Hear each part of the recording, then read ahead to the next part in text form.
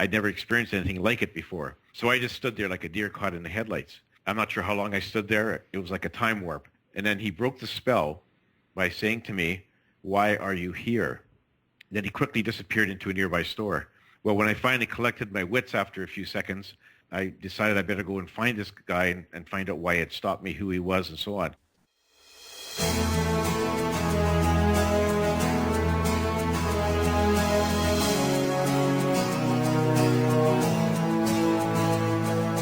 Welcome to Consciously Speaking, exploring the evolution revolution.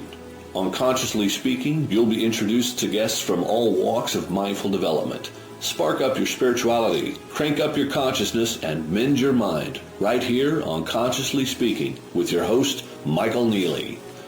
Hello, Conscious Explorers. Welcome to your sweet spot for mindful awareness and waking up. I'm your host, Michael Neeley, and you're listening to Consciously Speaking. I want to let you know that this week I am featured as an expert speaker in a free online training event called The Art of Personal Mastery. And I want to invite you to join me and 21 other experts as we share insights and strategies to create the most effective habits for success and happiness.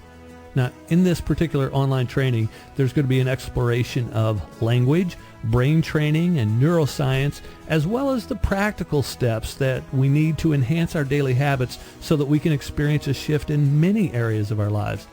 Now, we're talking about overcoming fear and resistance and mental blocks that get in the way of you living more expansively and creating a higher level of success, however you measure that for yourself.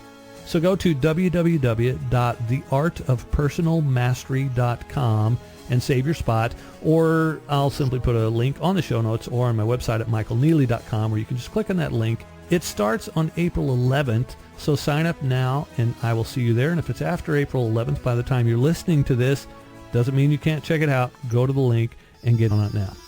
And I also want to share with our Conscious Explorers today that Shakti Durga, who joined us in Season 1, will be visiting the U.S. and Canada in April and May this year. And if she's going to be anywhere near your neighborhood, you can join her for a series of life-changing intensives, seminars, workshops, and satsangs. Shakti Durga is an illuminated spiritual teacher, a musician, a healer, and an author who gives blessings and spiritual initiations to people seeking empowerment as peacemakers. She caters to those who want genuine, mystical, yet practical, grounded, transformative path of spiritual awakening. And for this purpose, she established a school of spirituality and healing called Shanti, which means peace, Shanti Mission. And her tour will include programs in Encinitas, San Diego, California, Waking Up the Goddess down there, Falls Church, Virginia, and Washington, D.C., opening a portal to love wisdom, Soho, New York City, New York, empowering relationships, and Rocky Mountain Ski Lodge, Canmore, Alberta, Canada, nurturing our divine nature. You can get all of these details, dates, locations, and booking information on her website, which is shaktidurga.com. You can also find it on my show notes. And look for it at www.michaelneeley.com.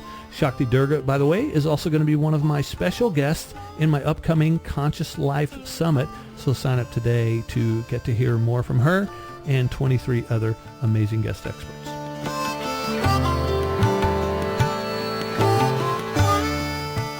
And now, today's guest is Garnet Schulhauser. Garnet is a retired lawyer who lives near Victoria on Vancouver Island with his wife Kathy and little dog Abby. He grew up on a small farm in Saskatchewan and moved to Calgary, Canada after law school, where he practiced corporate law for over 30 years with 2 blue-chip law firms. Garnet's life changed dramatically one day in 2007 while still practicing law when he was confronted on the street by a homeless man named Albert. We'll learn more about Albert in a bit, but for now, this seemingly chance encounter launched a provocative dialogue that changed Garnet's life and led him to write Dancing on a Stamp and later Dancing Forever with Spirit. You can learn more about Garnet at www.garnetschulhauser.com, but we've got him right here right now, so welcome to the show, Garnet. Hi, Michael. How are you today? Very good. And you, are you doing good? I'm doing just fine, yes. Excellent. Well, it's great to have you here, and you know, I didn't want to say too much in my intro, even though I've read quite a bit, actually, on your bio and a little bit of the book, and I just want to hear it from you, though. Could you tell us about Albert? How did he appear, and when did you know he was more than met the eye? Well, it happened one day in 2007, Michael. I was still practicing law, and I decided to go for a stroll down the street one sunny afternoon in May. And I was walking for a block or so, and all of a sudden, seemingly out of nowhere, a homeless man just jumped right in front of me. And he looked like a typical homeless person. He had, greasy, stringy hair and scraggly beard and dirty, slept-in clothes, and he smelled like a dead fish. And so he really seemed genuine to me. Now, usually what I would do is when I encountered these people on that street, and they were often there, is I do a quick sidestep and go around because they're often panhandling for money. But I didn't with this guy because he had, there was something very different about him. He had these dazzling blue eyes that were, first of all, I felt like his gaze was penetrating deep within me, like right down to the depths of my soul. And I sensed somehow that he knew everything about me, everything I'd ever said or done in my life, all my hopes and aspirations, all my fears and anxieties, even my deepest and darkest secrets. And I don't know how he would know this because we'd never met before. And at the same time, his gaze was sending me this wave of pure unconditional love that was infusing my whole body with an amazing sense of peace and security and well-being. It was an amazing feeling, very, very happy and joyful and secure feeling I was getting from this guy. I'd never experienced anything like it before. So I just stood there like a deer caught in the headlights. I'm not sure how long I stood there. It was like a time warp. And then he broke the spell by saying to me, "Why are you here?" Then he quickly disappeared into a nearby store. Well, when I finally collected my wits after a few seconds, I decided I better go and find this guy and find out why he had stopped me, who he was, and so on. Went into the store where he had disappeared. There was only one entrance and exit, but he was nowhere in the store, and I hadn't seen him come out.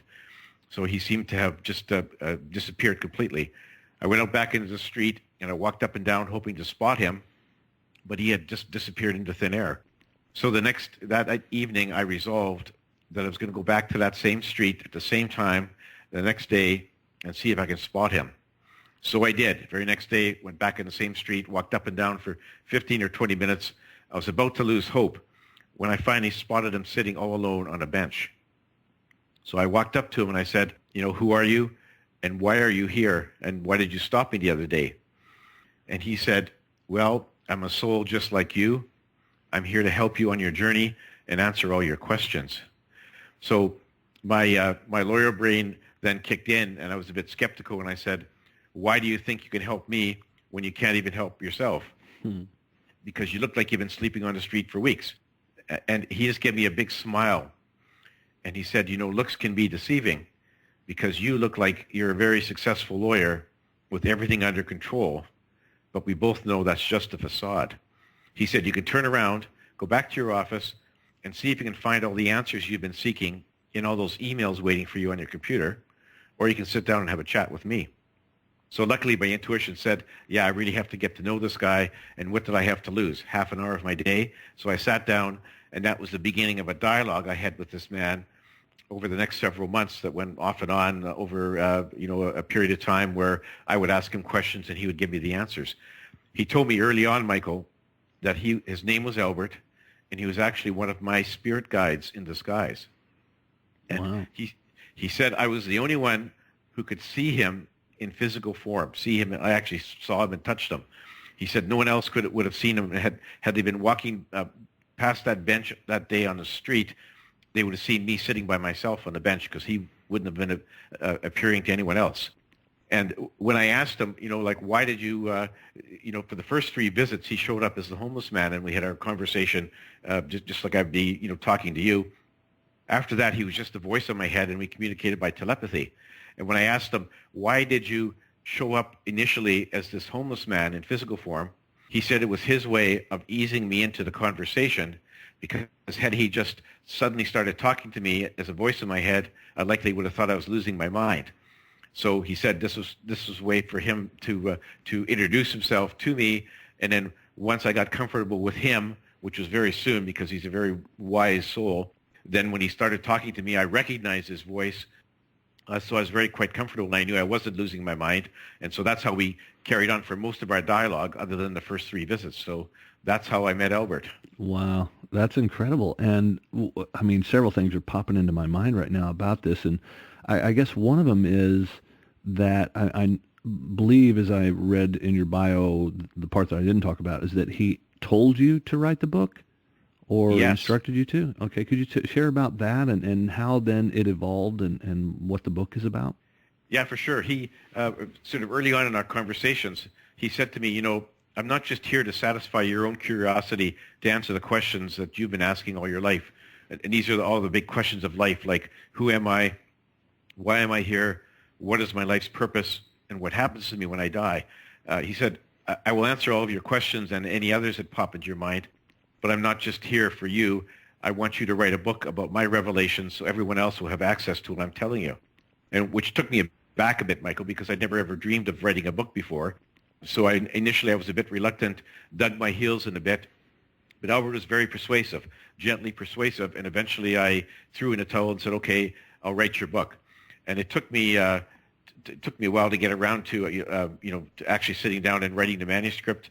And then once I was finished with it, then there was a temptation for me to just throw the manuscript in a drawer, never to be seen again, because I was concerned about the reaction I would get from my friends and former law colleagues and clients, because this was very different from how they knew me. Right. I was very much of a straight-laced, button-down corporate lawyer, didn't talk about spirituality or metaphysics or anything like that. So I knew that it would be a big surprise to them. I was afraid I'd lose some friends and other people would shun me, but I struggled with it for a while. And after, a period of time, I just said, well, to heck with it. I have to do this. And basically I decided I had to come out of the spiritual closet and get my book published, which I did. And the long and the short of it is I did lose some people. Some of my former friends have shunned me, the same with some of my law colleagues and clients. But others have been very encouraging and have sent me emails saying, it took a lot of courage to do that. Glad you did it. So for the most part, I lost some people, but I gained many more new ones, Michael. So it's been a very positive experience. Yeah, well, and I would have to say those who shunned you, hey, it's their loss. Well, thank you. Yeah, absolutely. And we're all on our own journeys, and whether they sign on to what Albert is telling me now, it doesn't matter, because when they die, they'll learn the truth. So sooner or later, they'll get there. Yeah, totally. So you created the book then, and that was your first book, which was called Dancing on a Stamp. So Yes. Can you share with me the title? Super interesting title. In my mind, I envision it as just that, our planet, our little Earth here is just such a small part of the big spectrum. So that's kind of the take that I get on it. But I'd love to hear how you came up with that title and what it means for you. Well, where it came from was during the course of my dialogue with Albert. At one point, I was complaining to him about something that wasn't going right in my life. And he says, you have a basic problem. And he said, let me explain it to you. He said, imagine that the world is a big, beautiful ballroom. And it has gleaming hardwood floors, and there's a band, on the stage playing wonderful dance music, and everyone around you is dancing and swirling around the whole ballroom. And he said, you have spent too much of your time on one spot, like you're wearing leg shackles. And he said, you need to break out of your shell, get free of your shackles, and stop dancing on a stamp. That's where the title came from. Yeah, interesting, cool. And so he appeared to you then later. So tell me about, in addition, of course, you already mentioned that he was still showing up then, communicating with you telepathically, but then he appeared to you a second time, and that started to generate your second book? Yes. After I'd finished the first book, he kind of disappeared out of my life for a little while. And then, to my surprise, one night, I woke up in my bed, and I saw this ghost-like ethereal figure standing in the doorway. And as it moved closer to me, I recognized that it was Albert in his homeless man disguise, but he was in astral form. He wasn't in physical form. And so I said, hi, Albert, what brings you here? He said, I'm here to take you on a series of out-of-body adventures, astral trips, because I want to take you to the spirit side, to other places in the universe, because I want you to write about what you see and who you talk to, because I believe that a picture is worth 1,000 words. And so then he just literally reached out and he grabbed my astral hand, pulled my astral body out of my physical body. I turned around and looked, and my physical body was still sound asleep in bed. And he said, follow me. And he just led me up through the ceiling of my bedroom, up through the roof of my house, up through the clouds. And then we stopped and hovered above our beautiful planet. He let me turn around and look back at Earth. Beautiful planet from that perspective. It was like a jeweled pendant floating in the inky blackness of space. It was really quite a breathtaking scene.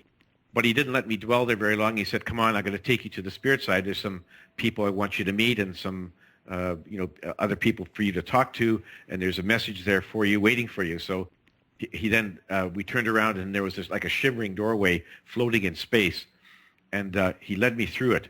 As soon as I got past the doorway, Michael, I was standing in this beautiful, incredibly beautiful meadow, and it was like there was lush green grass and tall, majestic trees and wildflowers that were resplendent in like 1,000 different colors, with an amazing fragrance wafting up from their blooms. It was truly an amazing sort of scene, very bucolic, very peaceful, very serene.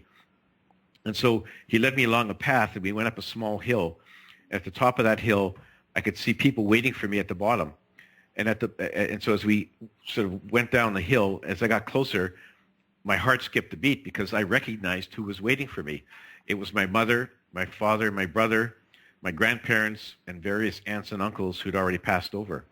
And then running from behind the group towards me at full gallop was my little dog, Oscar, who had passed away about 10 years before. Mm-hmm. And he was eagerly running towards me to greet me. His little tail was wagging his whole body. So it was really quite an amazing greeting. So I was quite delighted actually to reacquaint myself with my deceased loved ones. It clearly reaffirmed in my mind what Albert had told me during our first dialogue, was that, we're all eternal souls. We live forever, and that when everyone dies here on earth, their physical body dies, we all go back to the spirit side, or as some people would say, heaven, or the other side, or beyond the veil, whatever. So we all continue. So if anyone has any doubt about what happened to their loved ones, I can tell you for sure that they're all back on the spirit side, waiting for you to cross over yourself so that they can welcome you. So it was really a great confirmation. Wow. And I was a bit apprehensive initially about meeting my mother, not because I didn't love her dearly, but because she was a very staunch Roman Catholic person when she was on earth. We were raised in a Roman Catholic faith, and my first book, Dancing on a Stamp, was not very kind to the Catholic Church, and I was concerned about what she would say to me. But she allayed my fears. She wrapped me in a big warm hug and said, everything's okay. She said, if I was still living on earth, I would have been very unhappy with what you wrote about in your first book. But now that I'm on the spirit side, I can see the whole picture, and I agree with everything you said. So very nice comfort for me to hear that from my mother. Yeah, sounds like it. Well, Garnet, I've got a couple more burning questions, but we need to take a short break here to hear from our sponsor, so hang in there.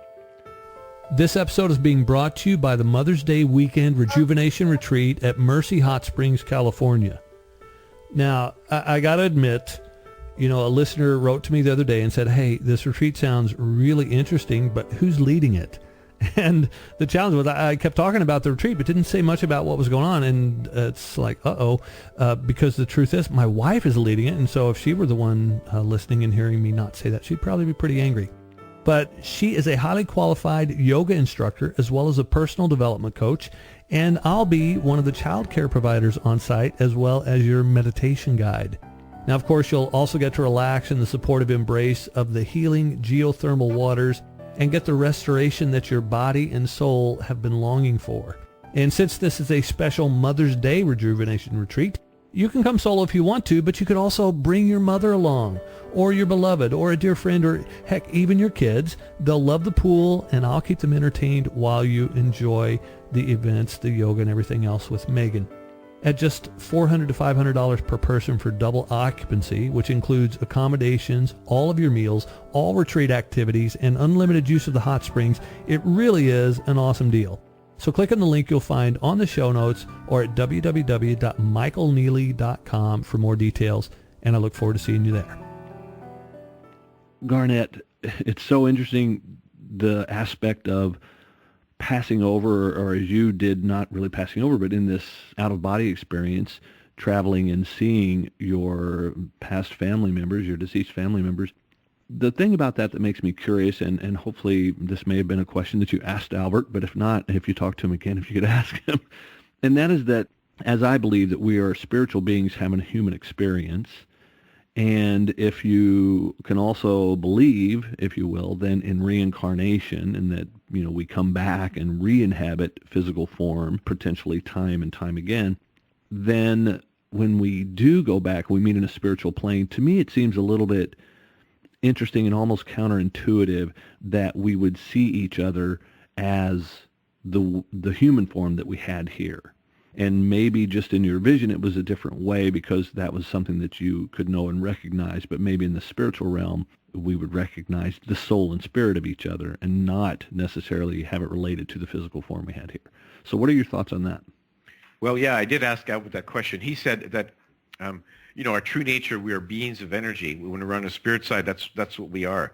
As you said very correctly, that we're having a human journey on Earth.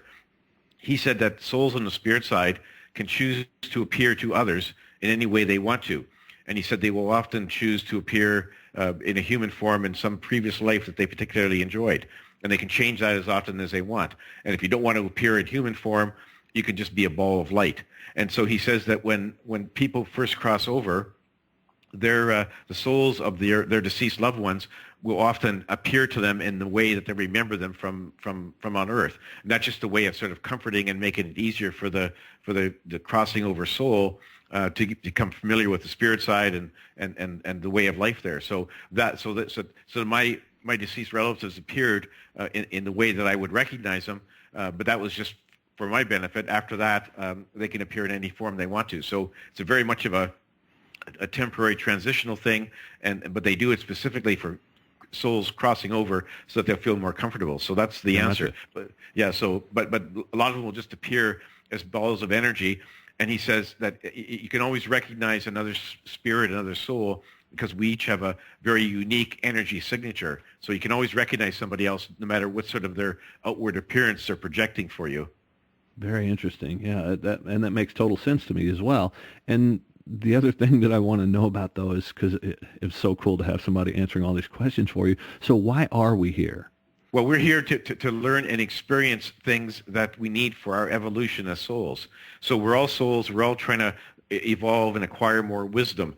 And you can sort of acquire knowledge on the spirit side about what happens on the dense planes like the planet Earth.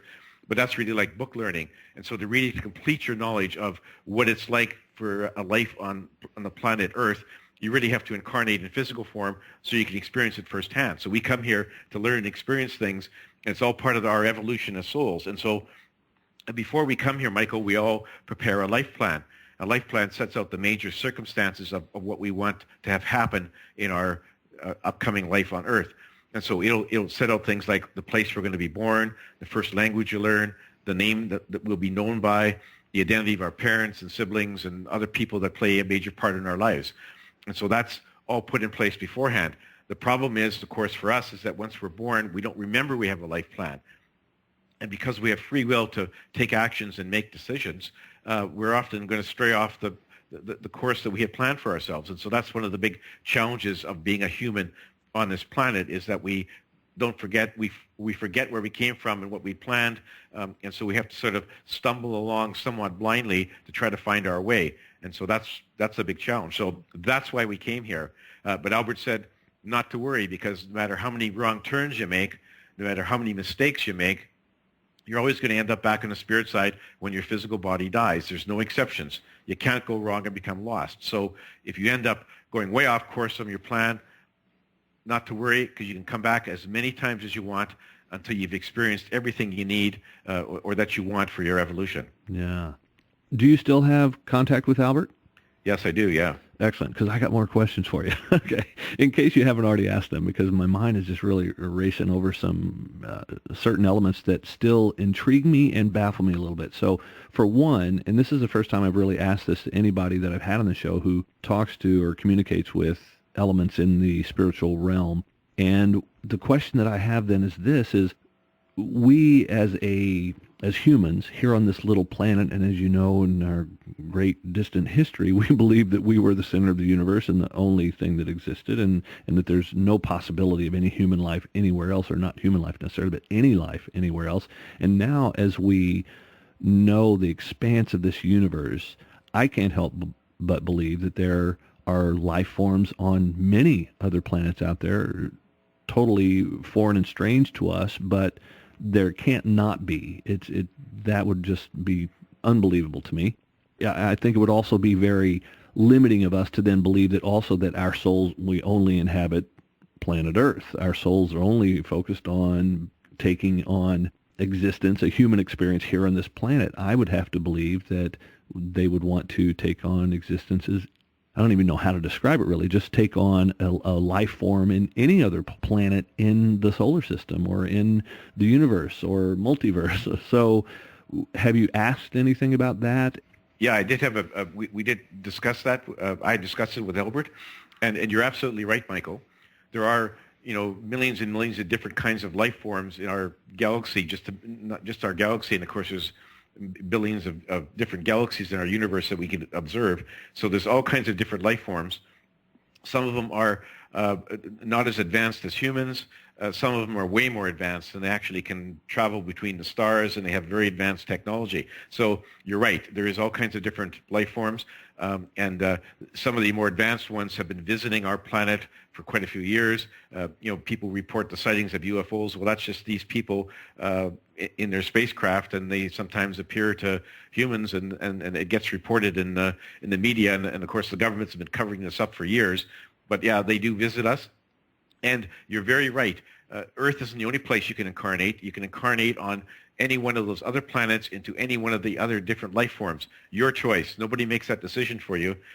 You can choose where you want to go, which life you want to have, and you can choose how many times you want to incarnate on any particular planet. So it's entirely up to you, and it's all part of increasing your wisdom and knowledge as a soul as part of your evolution. So, for all you know, Michael, you may have incarnated on a number of different planets. You just don't recall it. You will when you go back to the spirit side. When you cross over, you'll remember all of those lives, and you will you'll add this life to the knowledge you acquired from the other lives, and that'll be sort of the sum total of Michael Neeley as a soul. Yeah. By whatever name you may choose over there, but that sort of adds to the sum total of your knowledge. So you may well have incarnated on a number of different planets. Yeah, no, I totally get it. And it just makes me even wonder then more about the astral travels that you did. So has he ever taken you in and out of body experience to some other worlds?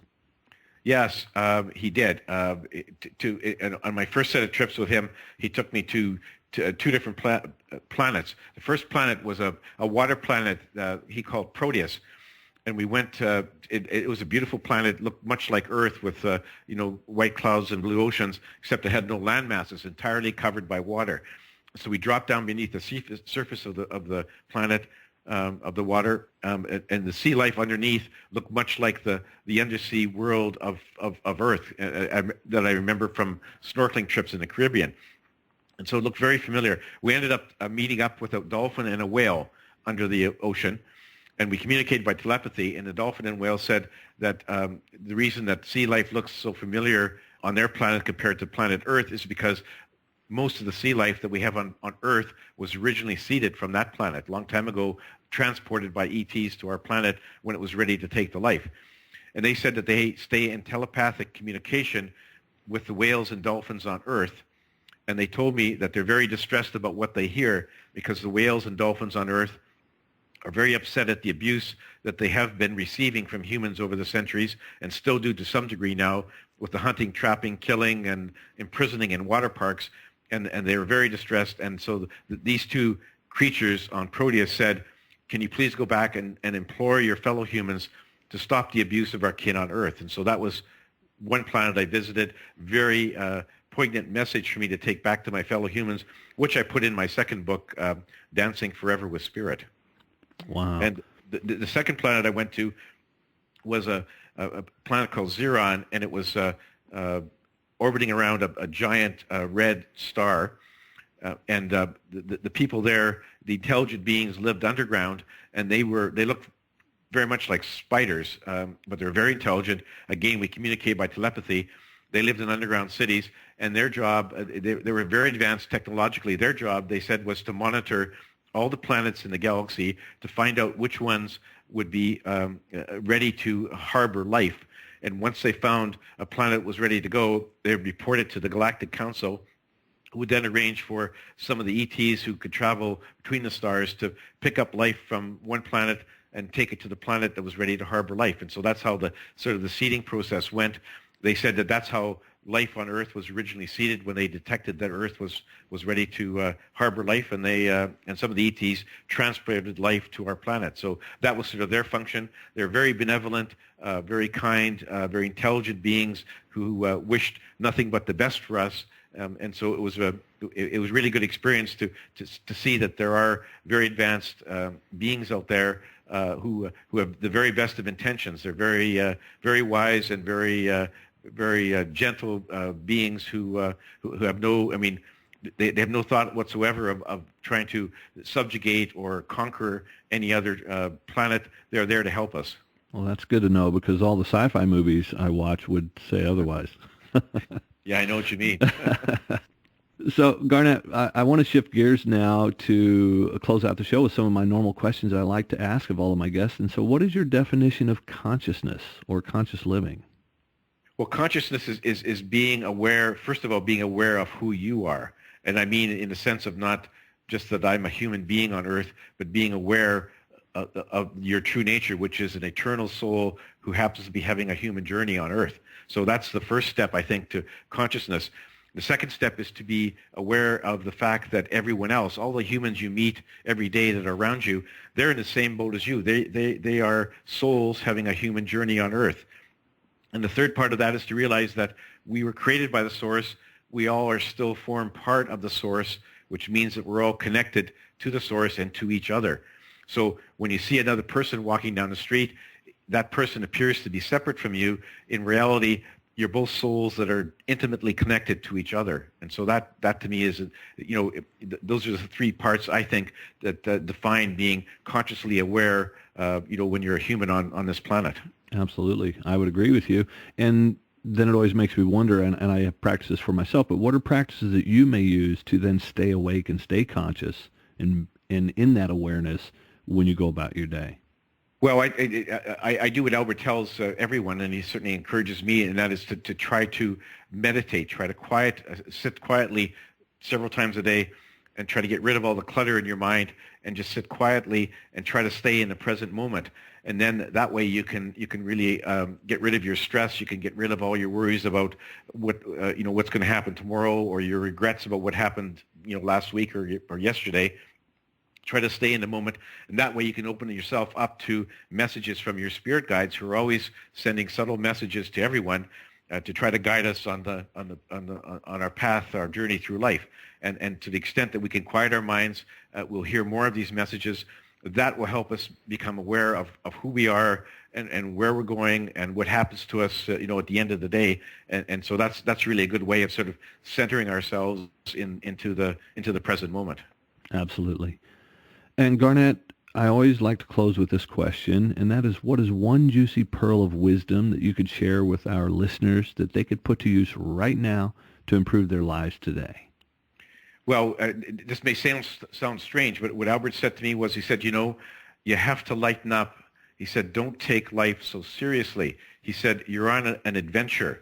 And even though it may not seem like at times a pleasant adventure, but it's on an adventure to learn and experience things. And that no matter what you do, you can't go wrong or become lost. You're always going to end up back where you came from, back home, back on the spirit side. So he said, lighten up, laugh a lot, and enjoy your journey, because no matter how awful it seems, it only lasts for a very short period of time. So, try to look at it with the right perspective and try to enjoy what you're doing, and stop being so deadly serious and stressed out about what happens in your life. Excellent. Great words of wisdom. It sounds like Albert's a 7 like me. I don't know if you know the Enneagram types at all, but he's total 7. Yeah, no, I don't, but I'll take your word for it. Okay, yeah. Well, Garnet, it's been a real pleasure having you on the show today. I love what you've got going on with your books. Do you have anything else on the horizon with that? Yes. Well, my third book is called Dance of Heavenly Bliss. It's going to be released in early 2016, and it describes further astral trips I've had with my spirit guide, Albert. And so people should watch for that. There'll be updates on the release on my website, and I'd be happy to hear. My email contact is on my website. I'd be happy to hear comments and questions from your listeners, Michael. Excellent. Yes, and I would as well. And I'll be sure to get this posted out there with your information so people can reach out to you. And then, of course, also I welcome them to comment on our Facebook page and also on michaelneeley.com. So thank you again, Garnet. It's been really wonderful chatting with you today. I've really enjoyed our conversation. Thank you for having me, Michael. It's my pleasure. You've been listening to Consciously Speaking with me, your host, Michael Neeley. Be sure to subscribe so that you don't miss a single episode. And while you're at it, please leave a rating and a review. You can learn more about the show, check out the guests' bios, leave comments and feedback at www.michaelneeley.com. Until next time, live without limits.